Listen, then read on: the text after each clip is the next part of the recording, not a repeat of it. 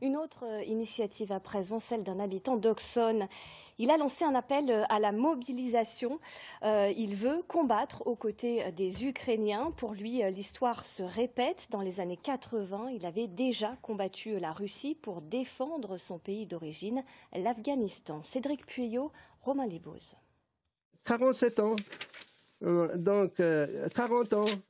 Maçon, 23 ans. Depuis quelques jours, Eshaq Baloutch reçoit des dizaines d'emails et de SMS. Des Français originaires de Dijon, mais aussi de Paris ou de Marseille. Tous voudraient partir combattre les Russes en Ukraine. Je voulais savoir où on était pour le départ.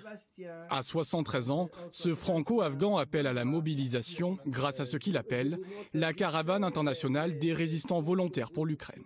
Et qu'importe son âge, lui aussi veut faire reculer l'armée rouge. Moi je dis, si je ne pars pas, d'autres personnes ne partiront pas. Moi j'ai déjà fait la guerre. Il y a 40 ans, j'ai sauvé les enfants. Une expérience de la guerre dont il veut se servir pour défendre un village ukrainien par exemple.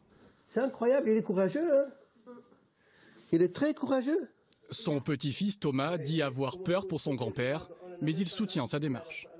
Je trouve que c'est presque un acte de bravoure qui va sauver des enfants comme moi, qui n'ont pas le droit à l'école, qui ne peuvent pas sortir. Mais avant de partir, Eshaq organise la logistique pour récupérer notamment des gilets pare-balles et des armes. Ils en ont besoin des casques, besoin de Kalachnikov. La guerre est là, il faut aller absolument très très vite. Donc moi je suis très content parce que je peux recevoir tout ce matériel. Pour l'heure, une trentaine de candidats seraient volontaires, mais rien ne dit qu'ils pourront vraiment partir, car les autorités françaises qui l'ont contacté l'en dissuadent fortement.